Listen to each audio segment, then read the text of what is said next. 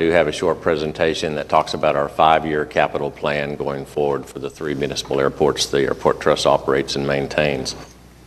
So if you look on the first slide, we're looking at our capital plan by fiscal year, and I want to say that we have funding sources identified for all the projects in our 5-year capital program. So we're looking at overall a $252,200,000 capital plan, which is pretty robust. The first 2 years, 2019 and 2020, are obviously very heavy because of the pending terminal expansion project. If you look at our summary of our projects by location, again, $252,200,000, and you're looking at all 3 airports there. I also try to break out Mike Monroney Aeronautical Center. Mike Monroney, the FAA leases 1,000 acres on the west side of Will Rogers World Airport. It's very much a huge line of business for us, and we're anticipating almost $49 million of capital projects. I have several staff that's dedicated to maintenance and capital projects at Mike Monroney. And as you would expect, the commercial airport has the lion's share of these capital projects. The projects at Wiley Post Airport and Clarence E. Page Airport are primarily airfield projects. When we talk about the projects by type, I'll just talk about how our projects are kind of allocated with our various equipment and what they all are used for. At the top of the pie equipment, 4% of our projects are related to things such as our purchase of parking shuttles for our public parking operation, our fire trucks, snow blowers, snow plows, other field maintenance equipments and vehicles. Moving clockwise, the terminal, 36% of our projects over the next 5 years. Obviously, this is the pending terminal expansion project that's coming up. And then we have 15% of our project will be related to our public parking operations. We've already invested a lot in our public parking operation with the completion of our parking and revenue control system, but we're also doing wayfinding and signage projects in all 3 garages. And we also have the Garage A waterproofing project, which is underway now. Buildings, 21% of our projects will be related to buildings. The Airport Trust owns lots of buildings and hangars that we lease out. And typically our lessor responsibilities are dealing with roof repairs, other exterior structural repairs, and sometimes can include heavy mechanical, electrical, and plumbing. We also have a lot of airfield projects, as I mentioned before, and infrastructure. Infrastructure would be other types of projects such as other pavements, roads, water, and wastewater that we may put in to facilitate different types of development.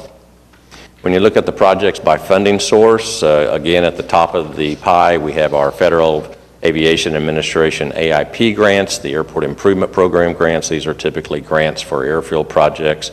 Will Rogers, based on their employments or boarding activity, we get a certain amount that we get each year from the federal government. We also get grants for Wiley Post and Clarence E. Page Airport. However, those projects, we compete for other airports for those projects on a priority basis.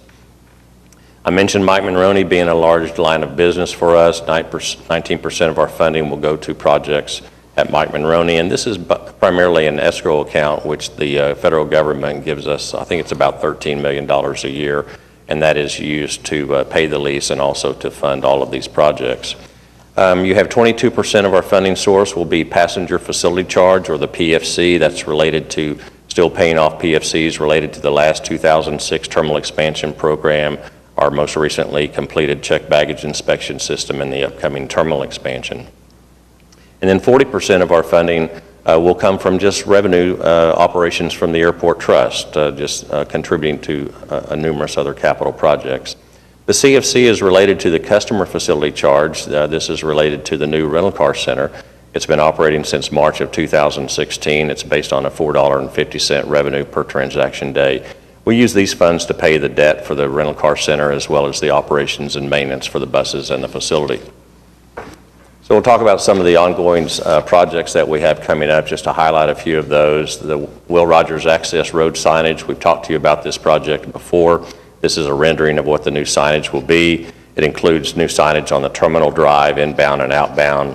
The Meridian Avenue, south of Southwest 54th Street, will be installing new signage in the Ground Transportation Plaza and also upgrading signage in front of the terminal building, both the upper and the lower level.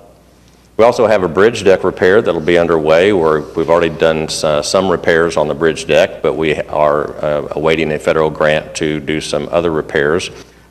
And then we have another phase that will be coming later. But our current project that we have pending is to replace some structural connections, repair some delaminated areas, install some polymer coating to improve the wearing surface, and other minor repairs. Looking at our Garage A waterproofing project, this project is underway now. So just let everybody know that we've been spending some time on this. We tried to do a simple joint seal on our 2-story deck and it didn't work out, so we had to come back with a much more extensive project so that we could make sure we could prevent the water from protruding through the expansion and the controlled joints. I mentioned our garage projects where we're investing a lot of money in projects. The wayfinding project, this is new signage in both the 5-story garages. We'll have new signage at the entrance of each 5-story garage, which will have real-time updates information as to the number of spaces that will be available per level. And then the terminal expansion project, total project cost of $89,284,000. Just to remind you, this will be the beginnings of a east concourse. We'll start with construction of 4 gates, eventually having 9 gates in the east concourse built on demand over time. We'll be building a new 8-lane security checkpoint. We'll be turning our existing meter greeter lobby, our existing checkpoints that we have today into meter greeter lobbies.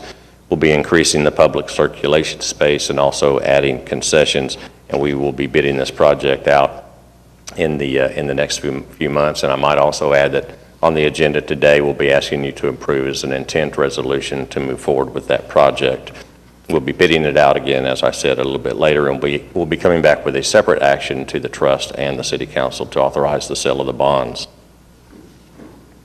We also have the rental car center fleet storage area project. The project to construct the rental car center, as I said, went well. We opened it in March of 2016.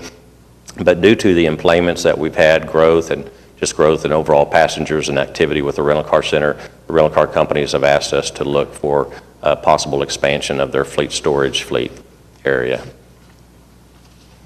We also have runway 13 and 31 at Will Rogers World Airport. Excuse me, this is our crosswind runway at 7,800 foot by 150 foot wide.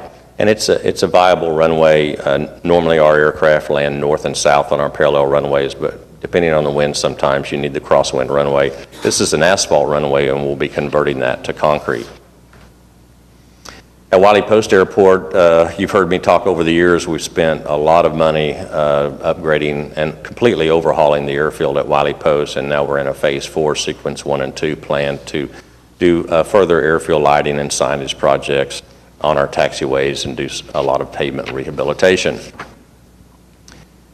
And Wiley Post has a crosswind runway as well that we'll be doing some joint sealing, adding some enhancements to the lighting and electrical upgrades.